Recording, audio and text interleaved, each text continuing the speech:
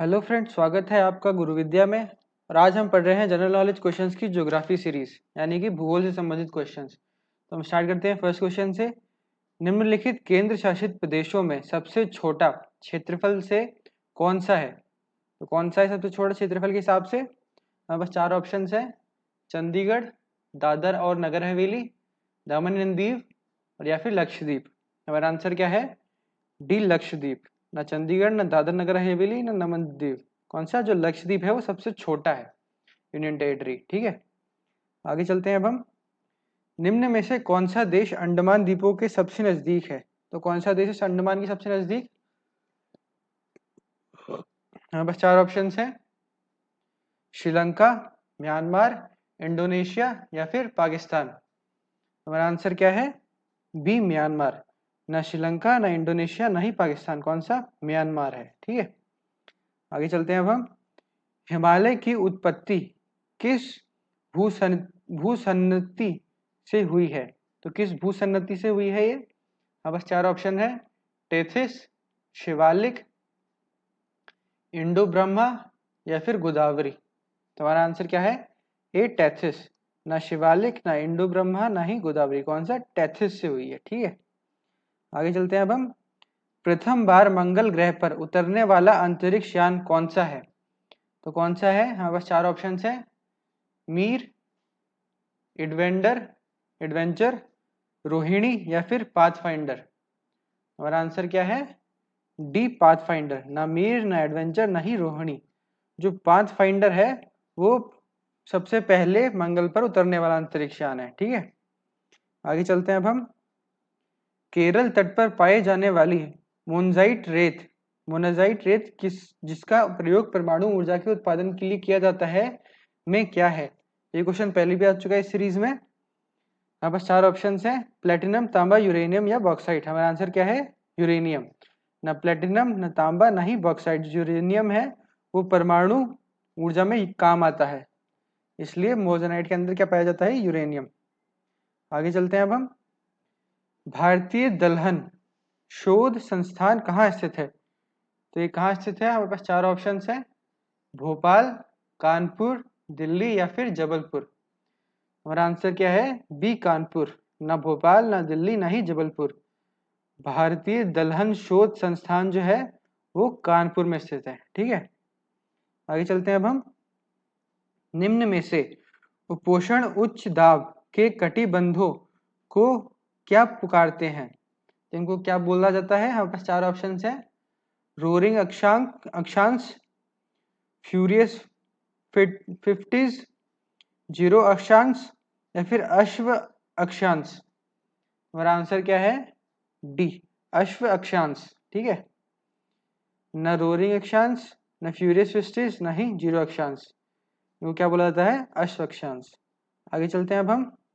वे दो कौन से राज्य हैं जिनमें लौटते हुए मानसून के दौरान प्राय चक्रवात आते हैं? तो ऐसा कौन से दो राज्य हैं? हमारे पास चार ऑप्शन है: कर्नाटक और केरल, पंजाब और हरियाणा, बिहार और असम या फिर आंध्र प्रदेश और उड़ीसा। हमारा आंसर क्या है? डी, आंध्र प्रदेश और उड़ीसा। ना कर्नाटक केरल, ना पंजाब हरियाणा, ना ही बिहार असम। कौन सा? आंध्र प्रदेश और उड़ीसा में जब मानसून वापस आ रहा होता है तो उससे पहले वहां पे क्या आते हैं? चक्रवात। ठीक है, आगे चलते हैं अब हम। यह किसने सर्वप्रथम प्रतिपादित किया कि सूर्य हमारे सौरमंडल का केंद्र है और पृथ्वी उसकी परिक्रमा करता है? तो किसने किया सबसे पहले? किसने कहा था ये? हमारे पास चार ऑप्शन है: न्यूटन, गैलीलियो, पाणिनि या फिर कोपरनिकस। हमारा आंसर क्या है? D, Copernicus. ना न्यूटन, ना गैलीलियो, ना ही पाणिनि। किसने कहा था ये? कोपरनिकस ने। ठीक है, आगे चलते हैं अब हम। निम्नलिखित में से सूर्य एवं पृथ्वी के बीच न्यूनतम दूरी कितनी है? तो सूरज और पृथ्वी के बीच की न्यूनतम दूरी कब होती है? हमारे पास चार ऑप्शन हैं: 22 दिसंबर को, 21 जून को, 22 सितंबर को या फिर 3 जनवरी को। हमारा आंसर है 3 जनवरी को। 3 जनवरी के दिन सूरज और पृथ्वी के बीचों में सबसे कम दूरी होती है। ठीक है, आगे चलते हैं अब हम। निम्नलिखित में से किसे प्राकृतिक का सुरक्षा वॉल्व कहा जाता है? तो किसे कहा जाता है प्रकृति का सुरक्षा वॉल्व? अब बस 4 ऑप्शन है, ओजोन परत, भूकंप, ज्वालामुखी या फिर नदियां। हमारा आंसर क्या है? सी, ज्वालामुखी। ना ओजोन परत, ना भूकंप, ना ही नदियां। जो ज्वालामुखी है उसे कहा जाता है सुरक्षा वॉल्व, क्योंकि जब प्रेशर बढ़ने लगता है धरती के अंदर तो ज्वालामुखी फूट उठता है। ठीक है, तो एक सुरक्षा वॉल्व की जैसे काम करता है ये। तो आगे चलते हैं हम नेक्स्ट क्वेश्चन पर। बादल निम्नलिखित में से किस मंडल में अवतरित होता है? जो बादल होते हैं वो कौन से मंडल में रहते हैं? हमारे पास 4 ऑप्शन हैं, आयान मंडल, ओजोन मंडल, समताप मंडल या फिर क्षोभ मंडल। हमारा आंसर क्या है? क्षोभ मंडल। ना आयान, ना ओजोन, ना ही समताप। क्षोभ मंडल के अंदर क्या रहते हैं? बादल। ठीक है, आगे चलते हैं अब हम। पृथ्वी के क्रस्ट के भीतर हलचल का अध्ययन किसमें किया जाता है? तो किसमें किया जाता है? बस 4 ऑप्शंस हैं, जियोडेसी, जियोलॉजी, प्लेट टेक्टोनिक्स या फिर सिस्मोलॉजी। और आंसर क्या है? सी, प्लेट टेक्टोनिक्स। न जियोडेसी, न जियोलॉजी, न ही सिस्मोलॉजी। जो प्लेट टेक्टोनिक्स है उसके अंदर हम किसका अध्ययन करते हैं? पृथ्वी के क्रस्ट के भीतर हलचल का। ठीक है, आगे चलते हैं अब हम। निम्नलिखित में से कौन सी कार्बनिक चट्टान है? तो कौन सी चट्टान कार्बनिक है इनमें से? हमारे पास 4 ऑप्शन हैं, संगमरमर, स्लेट, ग्रेनाइट या फिर कोयला। हमारा आंसर क्या है? डी, कोयला। न संगमरमर, न स्लेट, न ही ग्रेनाइट। जो कोयला है वो कार्बनिक चट्टान होती है। ठीक है, इसमें कार्बन होता है, तो कोयला कार्बनिक चट्टान होती है। आगे चलते हैं अब हम।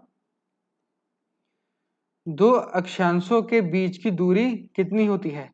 तो दो अक्षांशों के बीच की दूरी कितनी होती है? बस 4 ऑप्शन हैं, 107 किलोमीटर, 115 किलोमीटर, 111 किलोमीटर या फिर 121 किलोमीटर। हमारा आंसर क्या है?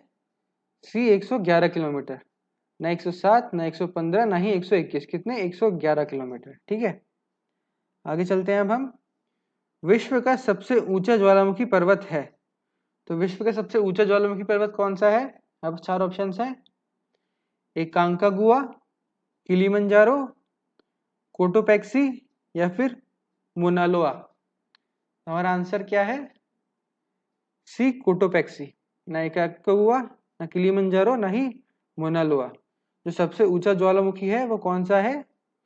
कोटोपैक्सी। ठीक है, आगे चलते हैं अब हम। निम्न में से दक्षिणी एशिया का सबसे बड़ा मरुस्थल कौन सा है?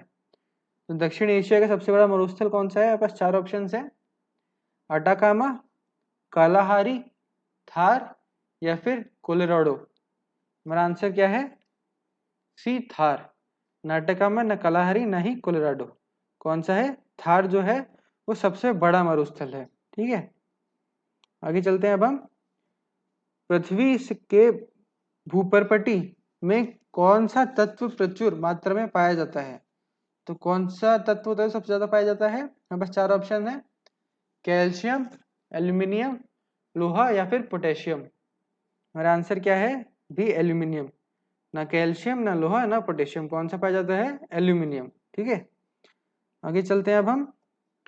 Rocky, Andes, Atlas, Alps, Himalaya आदि किस प्रकार के पर्वत हैं? तो ये किस प्रकार के पर्वत हैं? हमारे पास 4 ऑप्शन है, वलित पर्वत, अवशिष्ट पर्वत, ब्लॉक पर्वत या फिर इनमें से कोई नहीं। हमारा आंसर क्या है? ए, वलित पर्वत। ना अवशिष्ट ना ही ब्लॉक। कौन से? वलित पर्वत हैं ये सारे के सारे। ठीक है, ये सारे के सारे कौन से होते हैं? वलित पर्वत। आगे चलते हैं हम आज के लास्ट क्वेश्चन पर। देश के सर्वाधिक क्षेत्रफल पर पाए जाने वाले वन हैं, तो सर्वाधिक क्षेत्रफल पर पाए जाने कौन से वाले वन हैं? हमारे पास 4 ऑप्शन है, आर्द्र मानसूनी वन, उष्णार्द्र सदाबहार वन, उष्णार्द्र पतझड़ वन या फिर दलदली वन। तो हमारा आंसर क्या है? उष्णार्द्र पतझड़ वन। ठीक है, नहीं आर्द्र मानसूनी, नहीं उष्णार्द्र सदाबहार, नहीं दलदली वन। कौन से? उष्णार्द्र पतझड़ वन जो है वो पाए जाते हैं। ठीक है, अब इसी के साथ हमारे आज के 20 क्वेश्चंस कंप्लीट होते हैं। उम्मीद है आपने कुछ नया सीखा होगा। अब हम मिलेंगे नेक्स्ट वीडियो में नए क्वेश्चंस के साथ। तब तक के लिए धन्यवाद।